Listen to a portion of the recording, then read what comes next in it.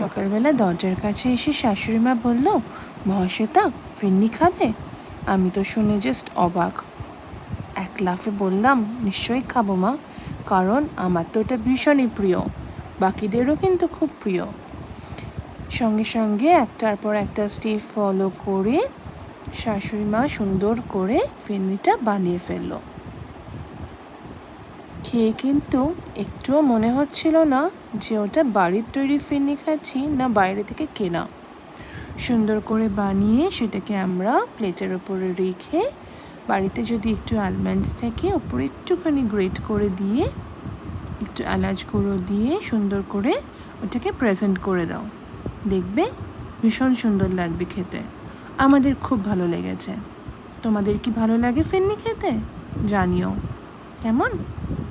আবার দেখা হবে তাহলে। টাটা।